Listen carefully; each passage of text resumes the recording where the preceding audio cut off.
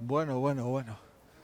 Pues nada, aquí estamos en el Alcázar, que hay un ambientazo increíble. Hace un día estupendo, nada de fresquete. Y he quedado aquí con Eduardo porque, atención, empezamos la segunda temporada.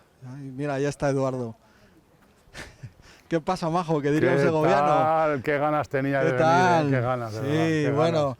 que aquí estamos, aquí es donde empezó todo, porque la primera temporada Empezamos empezó aquí, aquí. hablando del obispo, Sí, del estudio del obispo de Segovia, sí, de Juan señor. Elias de Ávila, y aquí hemos vuelto, pues bueno, mejor icono que el Alcázar segoviano para demostrar a Sí, todos los segovianos que Segovia mola mucho, sí. pues es empezar otra vez aquí. Fíjate cómo mola Segovia, que hay Está mucha lleno de gente, ¿eh? gente, sí. Y Muchísima un día gente. maravilloso, fíjate que azul más espectacular, No ¿no? hace fresquete, que luego Nada, dicen que digo yo la palabra fresquete. afortunadamente. Bueno, que estamos aquí para arrancar la segunda temporada con muchas ganas, con mucha fuerza.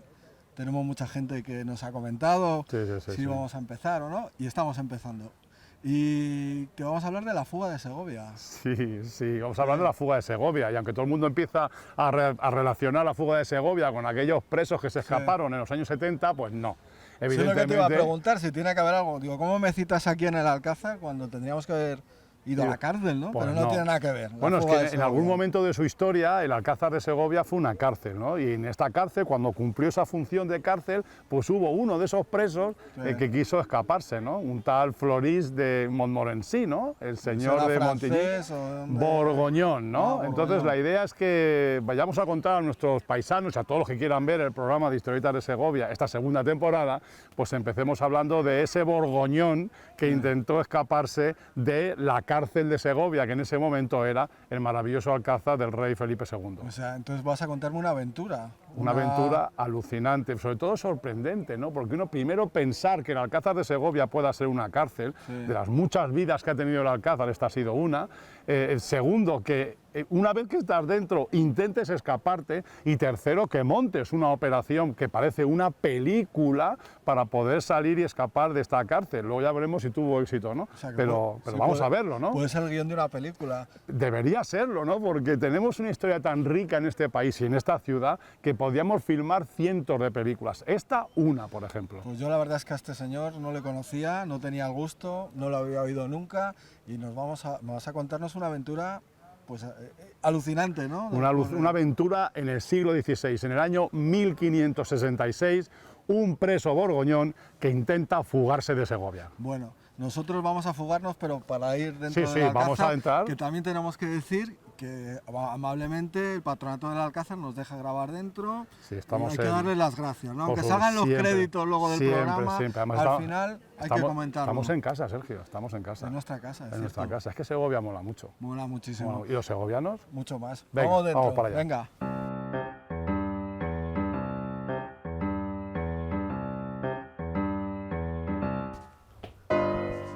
¡Wow! Yo no había estado nunca aquí. Qué pasada, ¿eh? Qué espectáculo, ¿eh? ¿Y esto dónde estamos, Eduardo? En la terraza de los Moros, en la Alcázar de Segovia. Cuando decimos que Segovia mola, es que Segovia mola, ¿eh? Mucho, mucho. Yo creo que se llama así por estos arquitos que tienes aquí, este de aquí polilobulado y aquel ajimezado de estilo almohade, que es por lo que se llama así. Bueno, indudablemente, pues una maravilla. Tú fíjate qué Fíjate. espectáculo hay aquí. Nos esta acercamos vista. aquí, Sí, a ver. Una maravilla. Aquí el foso. Una maravilla. Sí, el foso espectacular, foso seco, acuérdate Sí. que los fosos no tienen agua, sino para qué servirían como fosos, ¿no? Pero sí, bueno, aquí estaba preso Florís de Montmorency, Sí. fíjate, de Montmorency, perdón, he dicho Montmorency, me he invitado el apellido. Bueno, yo no sé ni pronunciarlo, o De sea que no hay ningún Montmorency. problema. Sí, señor, Pero el señor de Montigny. cuéntame un poquito, a ver, ¿está preso? ¿Por qué está preso? O sea, Bueno, él formaba parte de una conspiración. ¿te parece que vayamos un poquito para allá? Sí, vamos Que- para allá. Vamos a hacer calorcete hoy, ¿eh? Se me va a quitar la cazadora. Yo creo que deberías, ¿eh? Yo Sí, creo que ¿no? deberías, sí, quítatela. Vale, Para que te ayudo. Venga, gracias. Venga, con la cazadora. Bueno, sigue contándome. Bueno, porque pues me tienes en ascuas. el barón de Montigny formaba parte de una conspiración dirigida por otro varón, el señor de Mont, que eran borgoñones ambos, que intentaban escindir lo que era el Flandes español para que formara parte de las Provincias Unidas, lo que luego hemos llamado Holanda, ¿no? Y ahora se llama Países Bajos, y crear un territorio generado, gestionado por ellos, independiente de la monarquía hispánica. Entonces ellos lo que pretendían era conseguir que el príncipe heredero, el príncipe de Asturias, el príncipe don Carlos de Austria, aceptara participar en esa conspiración y ser proclamado señor de Flandes y separarse del reino de su padre. Eso es básicamente lo que pretendían estos borgoñones. ¿Qué ocurre? Pues que el rey Felipe II tenía un sistema de espionaje magnífico, tenía una estructura de espionaje estupenda, ¿no? Entonces, ellos estaban al tanto de toda esta situación. Y además, que esto es muy importante, el príncipe don Carlos, que era compañero de universidad de Juan de Austria y de Alejandro Farnesio en la Universidad Complutense, cuidado, en Alcalá de Henares, que es como se llamaba la universidad, no la que está ahora en Madrid, ¿no? Sí. Bueno, pues en las confidencias con sus amigos, especialmente con Juan de Austria, claro, Juan de Austria comprendió que era gravísimo para la integridad de la monarquía hispánica este complot, ¿no? Pero me estás diciendo que entonces la conspiración, el hijo del rey se lo cuenta al hermano del rey. Al medio hermano, ¿no? Al Jeromín, ¿no? A don Juan de Austria. Y este se asombra y dice, pero bueno, este chico está loco, pero ¿cómo va a hacer esto? Pero entonces, qué torpe, ¿no? También. Bueno, es la confianza entre la amistad, ¿no? y el sentido de Estado que tiene Juan de Austria, que una cosa es que tú seas mi amigo y otra cosa es que lleves al infierno a la nación, ¿no?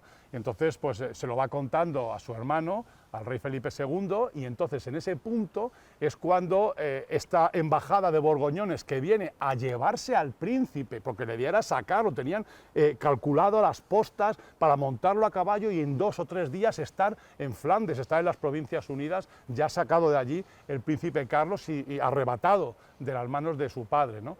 Evidentemente la conspiración fracasa y este Montmorency, ¿no? El señor de Montigny, este Floris, acaba con sus huesos aquí, encarcelado en el Alcázar de Segovia. Antes de que sigamos con la historia de... ¿Cómo es? Montmorency. Floris. De Floris. Antes de que me cuentes un poquito, porque acaba encarcelado él con esta conspiración, quiero que me cuentes un poco... porque claro, hablamos de la independencia de Flandes, pero no es la independencia como podemos entenderla ahora en ese mismo concepto de independencia. Claro, o sea, quiero decir que Carlos no es Puigdemont, ¿no? No.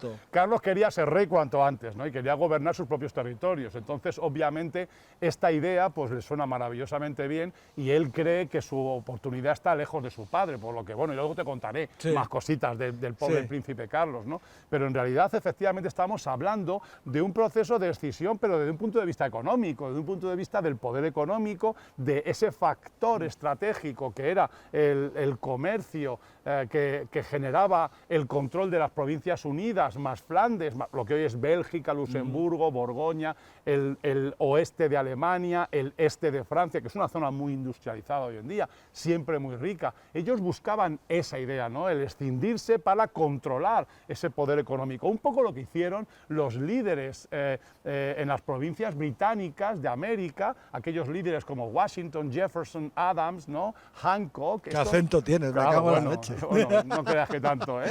Bueno, pues ellos querían igual, eso, ¿no? Romper esa idea de Estado-nación, de independencia, identidad. Esto es algo propio del siglo XIX. Esta gente lo que quería era controlar ese factor económico y no depender del rey de España. O sea, Carlos se veía como el señor de Flandes y no duda en conspirar contra su padre. Lógicamente, porque tenía un enconamiento con el padre que luego te contaré en otro lugar maravilloso. Bueno, y al borgoñón que conspira le apresan y le traen al Alcázar, que esto era una cárcel.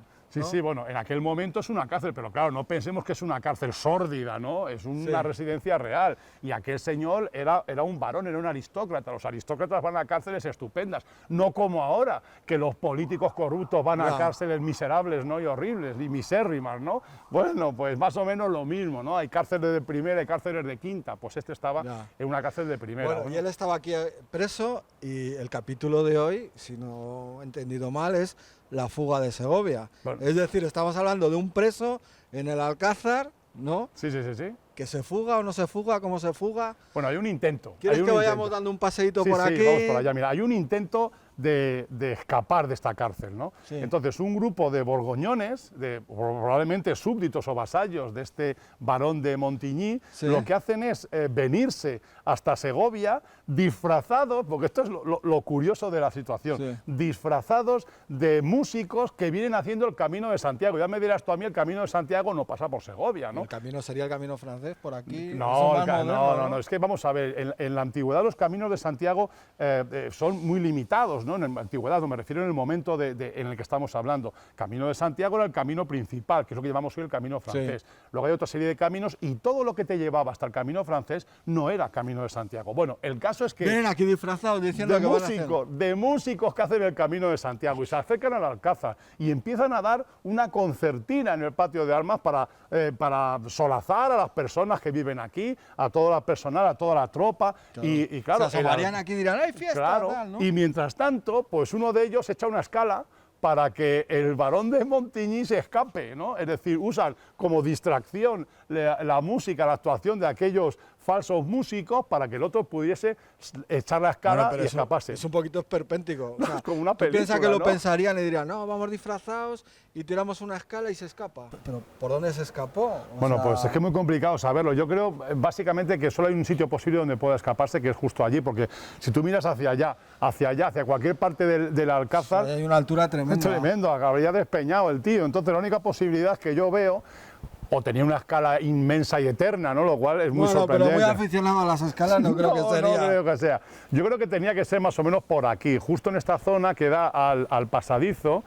Tú piensas que con el portón cerrado y todos los músicos allí, vamos, los falsos músicos entreteniendo a toda la tropa, el fiestuki allí, ¿no? Para que se escapara el colega Florís, ¿no? Sí. Pues el tío echó la escala y para escaparse para allá. La maniobra de distracción. Magnífica, ¿no? Magnífica. Bueno, magnífica no, porque al final le pillan. ¿Le pillan? ¿Quién le pilla? Le pilla al alcaide, ¿no? El alcaide del Alcázar sale y se da cuenta de que hay una zarabunda tremenda, una jarana espectacular. Y dice, bueno, ¿y qué pasa aquí? ¿Esto qué es? Pero bueno, ¿qué hacen ustedes, no? Y es cuando se percata de la escala. Y al ver la escala es cuando echan mano a Florís y obviamente le retienen, fracasa esta conspiración y caen todos evidentemente en detención. Diría Aumont-Dieu. Aumont-Dieu, bueno, más bien en alemán lo diría yo creo, ¿no? Porque hay Borgoña, es más bien alemán, el flamenco, ¿no? Es más bien el idioma que se habla allí, más que el francés, pero bueno, probablemente también pudo decir Aumont-Dieu, ¿no? Yo estoy pensando ahora mismo en el alcaide, ver toda aquella escena, que es un poquito esperpéntica, vamos a decirlo así, pensar, bueno, pero este hombre le tenemos aquí preso,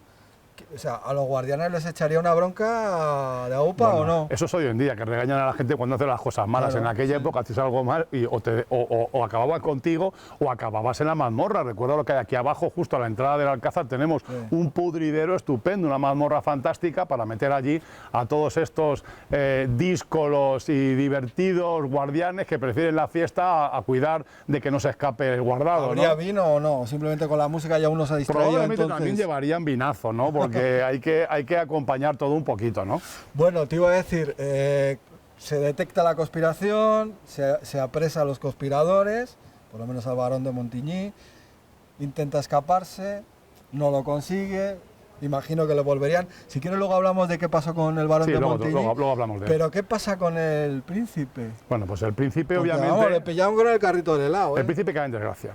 Entonces, el príncipe no es que estuviese en gracia permanentemente, ¿no? Porque era una persona muy complicada, bueno, ahora te lo cuento un poquito más en profundidad, ¿no? Pero básicamente lo que ocurre con él es que el rey ya comprende que tiene un problema muy serio con él, porque una cosa es tener un comportamiento díscolo, un comportamiento libertino, que decían entonces, ¿qué palabras, ¿no? Díscolo y libertino. Claro, y otra cosa muy diferente es atentar contra la integridad de la monarquía, ¿no? Y de la posición del propio rey. Obviamente cae en desgracia, ¿no? Y el rey toma la decisión, junto con sus consejeros, de apresar al príncipe, de apresarlo en sus habitaciones y encarcelarlo en el propio Alcázar en Madrid.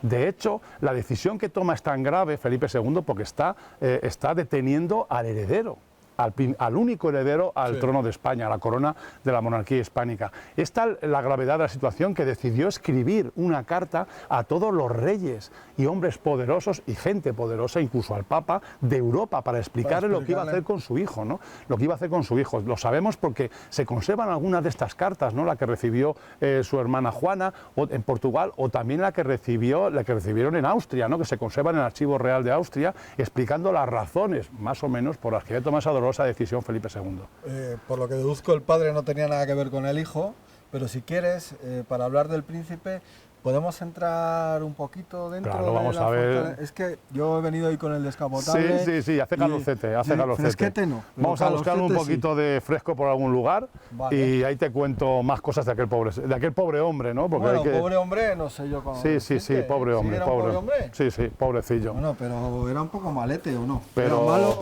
por su pobre miseria. Qué maravilla el Alcázar. Si es que esto es una maravilla, Eduardo. Que Segovia mola. Mola mucho y el Alcázar Pero es que una mola barbaridad. mucho. Es que el Alcázar es un lugar único en el mundo. Aunque los segovianos estemos acostumbrados a verlo en nuestro perfil, ¿no?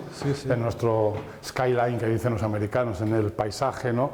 Este asumido el Alcázar como parte de nuestra identidad, pero es que es absolutamente espectacular. Fíjate que fuera con el sol hacía calor, aquí hace una temperatura... Que hace fresquete. Fresquete. Que hace Bueno, fresquete. ¿dónde estamos? Cuéntame. Y vamos a hablar del príncipe, ¿no? Pues sí, del príncipe, porque es interesante referir un momento clave en su vida. Verás, porque aparte de los problemas que pueda tener o no, que te los cuento luego más adelante en un lugar menos sombrío, él tiene un momento clave en su vida y es cuando está estudiando en la universidad, en Alcalá de Henares, la Universidad Complutense, acuérdate, con Alejandro Farnesio, con don Juan de Austria. Y entonces tiene pues una aventura con una chica que es la mujer del alcaide del palacio en el que estaba, el Palacio Episcopal, y cuentan que él, echando a correr para allá la cita amorosa, echó a correr por una escalera de caracol. Detrás de ella, Imagino, ¿no? con una escalera de caracol como la que hay allí, tropezó, cayó por la escalera y acabó topando con la cabeza contra una puerta abierta, con lo cual se reventó la cabeza. Un piñazo, que se pero dice, ¿no? tremendo, yo creo que quedó, fíjate, por lo que dice la documentación, quedó como en coma, ¿no? Hicieron de todo para poder recuperar. Llamaron a los mejores médicos que había en ese momento en Europa, ¿no? Como Becelio, este Diego Becelio, que era uno de los grandes médicos, el gran médico de aquel momento.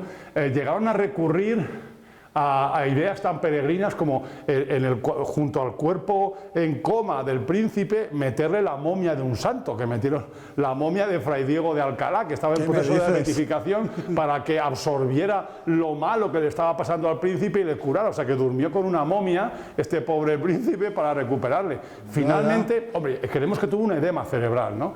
Probablemente se recuperó de una forma, pues digamos, prácticamente natural, propia de la juventud que tenía este hombre. Absorbería Sí, pero él quedó un poquito como contrahecho, ¿no? de esta historia, ¿no? Contrahecho, qué bonita palabra. Claro, y probablemente esto le afectara en su comportamiento, aunque muchos de los historiadores especialistas en Don Carlos pues acaban por decir que no, que se recuperó bien, pero bueno, es que es una situación tremenda, ¿no? Ya sabes, no hay que correr nunca por una escalera de caracol, aunque sea persiguiendo a una bellísima mujer, ¿no? Le perdió la pasión, por lo que estamos viendo. ¿Cuántos años tenía cuando se dio pues el unos morro? 18, 19 años. 18, 19. ¿Te parece que sigamos un poquito más y me sigues contando cosas del príncipe? Vamos a... Pues sí me interesa que me cuentes un poco qué personalidad tenía, ¿no? Sí, hablamos un poquito de él, pero donde nos dé el sol, ¿vale? Sí, sí. Que aquí hace fresquete. Hace muy ¿Nos fresco. vamos? Venga, perfecto, vamos. Andando, pero cuidado las escaleras. Sí, sí, a ver si vamos a hacer un... Y vamos a acabar con una conspiración en Flandes, como este. A ver si vamos a acabar como el Sí, con una conspiración flamenca. Pues menudo piñazo se daría, ¿eh? Pues para reventar Madre la mía. puerta. Bueno, madre mía, qué pasada, cómo mola, ¿eh? Esto es increíble, tío. Segovia mola y el Alcázar mola. Y el Alcázar mucho más, es que qué maravilla. Este jardincito, un jardincito para las damas, ¿sabes? Los castillos solían tener unos espacios abiertos, con jardines, con setos, con árboles frutales muchas de las veces, ¿no? Sí. Y estaban asociados con el esparcimiento de las mujeres, ¿no? Un lugar donde pudieran estar, cuidado no las mujeres, las damas, donde pudieran estar las damas aristócratas, lejos del mundanal ruido, ¿no? Y disfrutando de ese privilegio que tenían de poder vivir aquí, nada más que veas el paisaje que tenemos aquí alrededor y la felicidad de estar en un sitio como este, ¿no? Sí, qué bien cuidado, ¿eh? Pues espectacular. Tenemos unos jardineros también que son maravillosos. Desde aquí tenemos que decir que vaya jardineros que tienen. Bien buenos los jardineros del Alcázar. Bueno, y... madre mía, ¿quién es? Pues imagínate, Santa Bárbara, ¿no? La patrona de la artillería. Recuerda que el Alcázar de Segovia, en un momento determinado de su historia, pasó de ser una residencia real a convertirse en el Real Colegio de Artillería a mediados del siglo XVIII, siendo desde entonces el colegio militar, la escuela militar en uso que existe más antigua del mundo, ¿no? Una maravilla, los segovianos llevamos la artillería en el corazón, aunque no seamos artilleros. Yo en mi caso sí que lo puedo decir, ¿eh? Que yo fui artillero en un momento. Yo infantería. Nada, se te ve que eres de infantería. Hombre, nosotros somos los cabrimos, luego vosotros llegáis y... Nosotros somos la aristocracia pura, nosotros desde lejos con los cañones. Bueno, infantería, artillería, da igual. que estamos hablando del príncipe. Del príncipe Don Carlos. Venía a hablar del príncipe. Sí, señor. Que se metió el piñazo aquel. Que se reventó la cabeza. Que se reventó la cabeza. Estamos recopilando un poquito para que le pusieron, los espectadores. Que le pusieron en la cama con una momia a ver si le curaba, ¿no? Al final se recupera o no se recupera. Cuéntame cómo era este. Bueno, hombre, pues ¿cómo acaba? Para empezar tenemos que decir de él que es probablemente de la dinastía Habsburgo el que tuvo el índice de consanguinidad más alto, mucho más, fíjate, que Carlos II, que todo el mundo achaca, ¿no? claro, que todo el mundo achaca al último de los Habsburgo que reinó en España el problema de la consanguinidad. Sin embargo, este la tuvo porque Felipe II, cuando lo tuvo a él, que era príncipe, y su madre María Manuela de Portugal, eran primos por los dos lados, por el padre y por la madre, porque el padre y madre y padre eran hermanos. Entonces lo que ocurría es que efectivamente había una consanguinidad brutal. Por tanto, él ya desarrolló desde pequeño determinados problemas que los especialistas achacan a esta consanguinidad, como un carácter explosivo, ¿no? Una voluntad variable, una forma de comportarse a veces, antes he dicho díscola, ¿no? A veces tranquila, a veces brutal, a veces se divertía fustigando a una chica. Cuentan que una de las sirvientas la hizo flagelar para divertirse. Entonces es que tenía esa... Bipolar, que se diría ahora. Y sobre todo además el problema de su proceso vital, porque su padre, gran parte de su infancia estaba en Inglaterra. Su padre se casó con la reina de Inglaterra, ¿no? Con la hija de Enrique VIII, y estuvo como príncipe y rey consorte en Inglaterra. Luego las dos que le cuidaban, las dos hermanas del rey que cuidaban de él, se casaron y tuvieron que dejarle solo. Incluso el ayo que le cuidaba también tuvo que marchar en una embajada y dijo, pero ¿a quién dejo a este chico? ¿Con quién dejo al príncipe? ¿No? Unos traumas infantiles. Claro, brutales, ¿no? Y luego esto tienes que sumarle la relación con su padre, que era una relación complicada, ¿No? ¿no? Una palabra, bueno, la de díscolo me ha gustado mucho. Sí. Díscolo. Díscolo. Dices, enconado con su padre, ¿no? Sí, no podía ni ver al padre. Él sentía que competía con su padre, porque verás, cuando tenía 13, 14 años, le prometen con la hija del rey de Francia, con Isabel de Valois, pero luego el rey lo que hace es cortar ese compromiso y se casa él mismo, siendo un viejales de 40 y tantos años, con una chica de apenas 17 años, Le quita la novia. Le quita la novia, ¿no? Entonces ahí nace ese... Se puede volver loco a cualquiera. Claro, literalmente, pero es que además es tu padre que es el rey, que no deja su... Claro, que tú tienes que sucederle, pero resulta que el rey no abdica y además se casa con tu novia. Entonces tienes que ver ahí cómo crece en la mentalidad de este joven. Un odio al final. Un odio tremendo al padre, ¿no? Y luego incluso le prometieron con su prima Ana de Austria, que también acabó casándose Felipe II con ella, ¿no? De todas maneras, hay que decir que del príncipe Carlos, además de la inestabilidad emocional, obviamente por esa consanguinidad desarrolló una salud muy precaria, ¿no? Pasó bastantes enfermedades en su infancia, en su niñez, ¿no? Y a esto le sumas el trauma del cabezazo rompiendo aquella puerta persiguiendo a la hija del alcaide, pues bueno, pues suma una serie de circunstancias que comportan el desarrollo de esa persona, que no era bueno en tomar decisiones porque probablemente viviese desde un punto de vista de una realidad absolutamente no inventada, pero sí facticia, si la comparamos con la realidad normal, ¿no? Oye, pero luego la figura del príncipe Don Carlo, ¿no? Sí, Don Carlo. Verdi, ¿no? Sí, bueno. Pero no era la imagen que ha llegado, no lo sé, en determinados autores. Bueno, es que en el siglo XIX, sobre todo Schiller, escribe una novela sobre Don Carlos de Austria, que luego la retoma hacia finales del siglo XVIII, cuando ya empieza a acercarse ese idealismo, y luego ya asoma el romanticismo, ¿no? Y luego ya Verdi hace esa magnífica ópera, ¿no? Es que es un tema, es un vodevil, es un dramón, ¿no? Es decir, el príncipe que su padre le quita a la novia, se casa con ella, la novia sigue enamorada de él. No olvidemos que cuando muere el príncipe encarcelado en 1568, a los pocos meses muere la reina Isabel de Valois, que además lo sentía como si fuera su hermano, el propio príncipe, así lo decía ella, ¿no? Pero muere en un sobreparto, ¿no? Por lo cual es absolutamente sorprendente, ¿no? Cómo se construye una mentalidad o una imagen acerca de la relación entre Felipe II y su hijo absolutamente borrascosa, ¿no? Propia de estas novelas tórridas, románticas, ¿no? Donde los amantes acaban falleciendo, incluso la leyenda negra que se construye principalmente a partir de la apología del príncipe de Orange, ¿no? Del holandés este, ¿no? Y también británico después, ¿no? Que decía, pues eso, ¿no? Que el Felipe II había matado a su hijo y había envenenado o ejecutado a su esposa porque estaban liados entre ellos, ¿no? Es una telenovela turca de estas. Literal, ¿no? Pero es que, escucha, el problema de todo esto es que no estamos hablando de una telenovela turca, estamos hablando de Schiller y de Verdi. No tengo nada contra las telenovelas. No, ya, turcas. pero Sí, pero Schiller y Verdi. Y Verdi, que son iconos de la cultura en el siglo XVIII, sobre todo el XIX. Sí, te iba a decir, el príncipe acaba preso.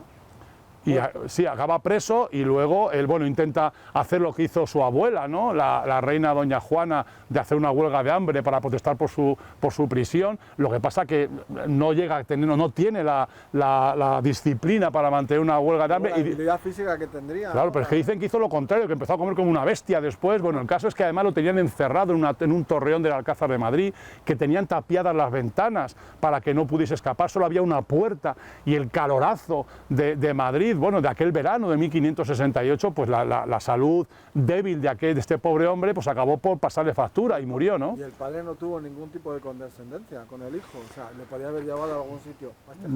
Tú fíjate, cuando le detienen, cuando la apresan, entran un batallón a por él, entra el rey, entran los ayudas de cámara, entra todo el personal aristocrático a conseguir reducir al príncipe, que guardaba una espada en la cama, dormía con una espada y con un arcabuz debajo de la almohada. O sea, que imagínate la paranoia de este chico, ¿no? El dolor de cuello. Literalmente, ¿no? Porque un arcabuz, tela marinera, ¿no? Sí. Entonces, básicamente, el rey tenía cierta aprensión acerca de su hijo, ¿no? Cuando estaba ya moribundo, porque él decía que quería llegar el día de Santiago para fallecer el día de Santiago Apóstol, ¿no? Y pidió ver a su padre para poder pedirle perdón.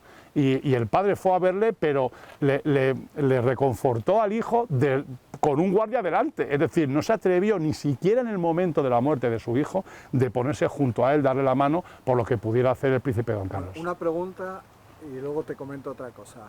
Vamos a ver. ¿No podía esperar el príncipe? Es una pregunta, ¿eh? A que se muriera el padre y no tuviera que buscar conspiraciones de soy el señor de Flandes, algo no sé qué, tal.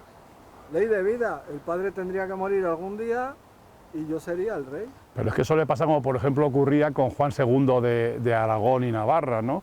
Que le llamaban el rey inmortal, la vieja pelleja, ¿no? Que eran muy longevos, tío, no había manera de que se muriera, ¿no? Entonces, claro, Felipe II se cuidaba mucho. Felipe II vivió muchos años en comparación por la dieta que llevaba él, que no era tampoco muy saludable, aquella dieta de masticar, de no masticar, sino de glutir la comida, que contamos en otra de las historietas, ¿no? Bueno, la consecuencia es que él veía que físicamente no tenía la resistencia de su padre y que de ninguna de las maneras iba a sobrevivirle, ¿no? Por eso, quizás esas prisas por o bien que su padre abdicara o bien provocar un movimiento así para que cayera el reino y él llegara a ser rey. Eso también lo intenta Fernando VII con su padre Carlos IV ya en el siglo XIX, ¿no? Luego hay que pensar la gente que tendría a su alrededor, que le vería un poquito débil. Claro. En muchos sentidos y con esas ansias de poder le metería indiscutiblemente el demonio en el cuerpo, por claro. decirlo de alguna manera. No, que eso está claro, es evidente, ¿no? Que tú ves la debilidad de una persona, ese personaje que se constituye en torno a él, y tú ves la posibilidad de acceder al poder. Estamos hablando del gran poder mundial en aquel momento, que era la monarquía hispánica, que no hablamos de una cosita pequeñita. Bueno, vamos a ver, aquí estamos fenomenal. Sí, divinamente. La verdad es que esto es una maravilla. Lo que sí quiero, si te parece, podemos salir un poquito y a relajarnos a algún sitio. Un vinito. Yo creo que ya va tocando así de ver que Segovia mola. Hablas mucho. Que no, y tú no paras de preguntar, claro, pues dala. Porque, vamos, pues yo creo que vamos a ir buscando ya un... Y ya me cuentas un poco qué pasó con el barón de Montigny. Sí, Montigny, sí, te cuento qué pasó con él, sí. Porque claro, aquí le hemos dejado preso, ¿no? Preso, pues ahora nos vamos a tomar un vinito en otro de esos mini paraísos segovianos y allí ya luego, pues chico, vemos qué pasó con él. Creo que Óscar está diciendo que también le apetece. Sí, que nos vamos, venga. Vale. A la Óscar, vámonos, venga, andando. Madre mía, qué de cosas, ¿eh? Bueno, es maravillosa. Cómo mola Segovia. Cómo mola.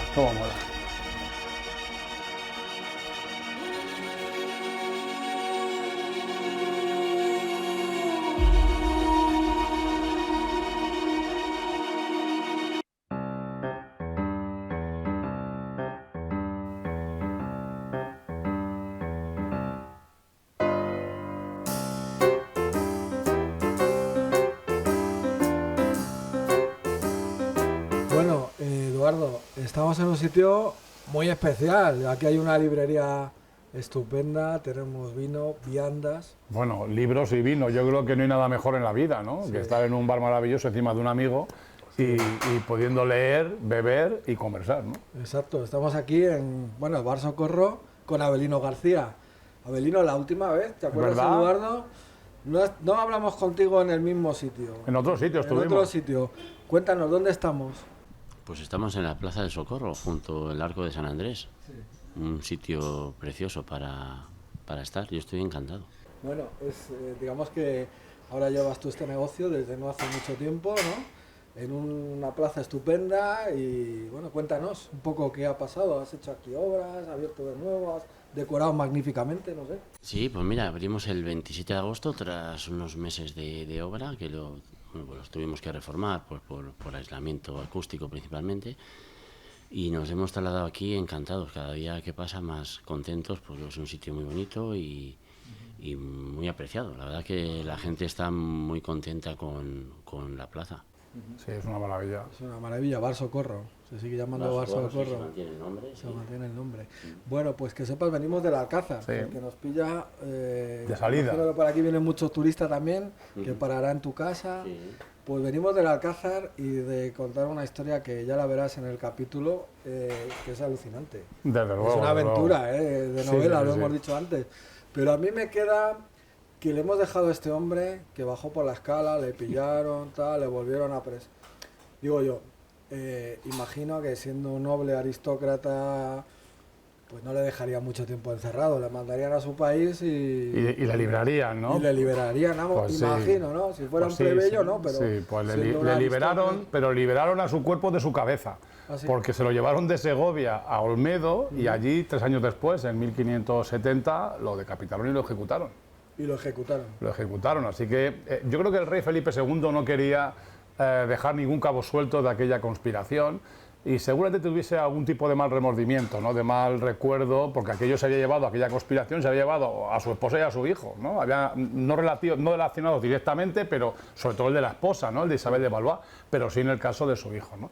El caso es que fíjate, como conclusión siempre me queda el espacio en el que estamos, ¿no? Que siempre decimos que Segovia mola mucho, ¿no? La idea de este Alcázar que es tantas cosas dentro de una, ¿no? Porque el Alcázar de Segovia ha sido prisión aristocrática, prisión de Estado, ha sido la casa de los reyes, ha sido el símbolo y es el símbolo de una ciudad como Segovia, academia, Real Colegio de Artillería, museo, monumento, archivo histórico. Yo creo que todo ello lo conserva, deja algo dentro de ese edificio, sigue quedando, permaneciendo, porque no hemos consentido en caer en ese error que tienen los políticos ignorantes, aquellos políticos que deciden congelar en el tiempo los espacios históricos, ¿no? Afortunadamente para los segovianos, para todos nosotros, para todos ustedes, el Alcázar de Segovia sigue siendo todo lo que fue y esperamos que siga siendo muchas más cosas, ¿no? Para que podamos decir siempre lo que nosotros decimos, ¿no? Segovia mola. Que es que- Segovia mola y los segovianos mucho Es que más. ha sido la verdad, la historia ha sido una gran historia.